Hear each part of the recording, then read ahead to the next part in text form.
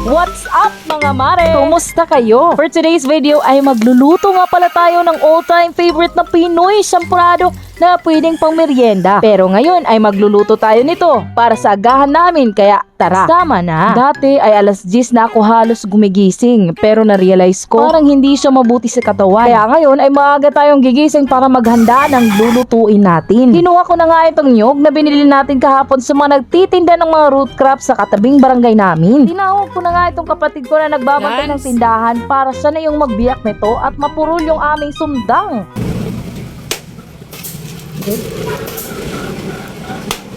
Agoy.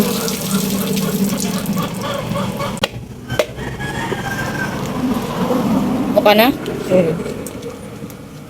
Pagkapasok ko nga dito mga mare sa bahay ay nakita ko si GR na natutulog pa sa upuan. Kahit nga yugyugin mo yan ay hindi yan magigising. Ngayon nga nawala pang klase ay hindi ko na yan sila inaabala. Siyempre naranasan din natin yan na maagang gigising para pumasok sa eskwela. Sa pagkakayod nga ng nyog ay gagamit tayo nitong coconut grater machine. Ay social talaga. Sinadya ko talagang bumili nito kasi may tindahan kami at nagkakayod kami ng nyog. Ingat na ingat din talaga akong magkayod dito kasi kung di ka marunong ay pwedeng mahugot yung kamay mo ng machine at baka masugatan ka. Ay, aray naman. Sa pagpipigaan nito ay maglalagay lang tayo ng isang tasang tubig at imemekos-mekos lang para lumabas ang gata. Hindi na nga natin ito dadagdagan pa ng tubig para espiso talaga. At sasala-salain natin ito ng 3 beses para naman ay masala ng husto.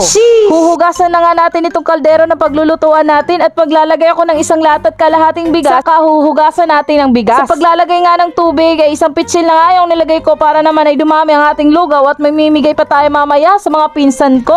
At isasahin na nga natin ito sa kalan at maghihintay tayo hanggang sa bumukal ang tubig. Habang naghihintay ay hinugasan ko muna itong machine at nilagay ko yung mga baon ng nyog sa payag. Marami-rami na rin yung mga naipon kong baon ng nyog. At konting kembot na lang ay pwede na namin itong ulingin. Pagkabalik ko nga ay kumukulo na ang tubig. At saka natin ito imemekos-mekos para naman hindi umapa yung tubig. At kapag mainit na ilalagay pa natin ang gata ng nyog para kumatas pa ito. Ang champurrado nga pala isang pagkaing Pinoy na may simpleng sangkap at napakadali niya lang lutuin. Kapag meron kami nito sa bahay talagang masaya na kaming pamilya. Minsan lang din kasi kami magluto nito. Ngayon ay lalagyan na natin ang ating lugaw ng pure Tablea cacao na nabili ko naman sa bayan. Siguraduhin na sa paglalagay nito ay dapat kumukulo ang tubig at pira-pirasuin ito para naman ay madaling matunaw. At charaan, luto na ang ating champurrado.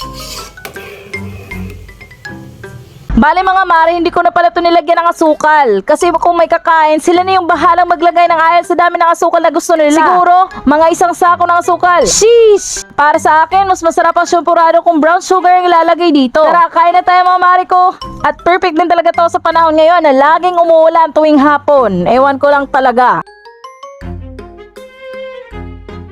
Pagkatapos nga nating magagahan, isa ka naman ako pupunta ng tindahan namin para tulungan si mama sa munting negosyo niya. Bubutasan nga pala natin ng mga chichirya sa gitna gamit ang pambutas na to. Ewan ko talaga kung anong pangalan nito pero para siyang puncher. Pagkatapos naman natin butasan ng mga chichirya, isa ka naman ako magbubukas para may snack tayo. Uy, hindi. Baka naman ay mampalo tayo nito. Bali, sinampoy ko na nga itong mga chichirya isa-isa sa chichirya hanger. At saka ko naman inayos itong mga tinapay, tinali ko tag-iisa. Ewan ko talaga kung bakit hindi to tinatali ng nagtitinda at siguro masayang mga langgam kasi may advantage na sila at madali silang makapasok sa tinapay.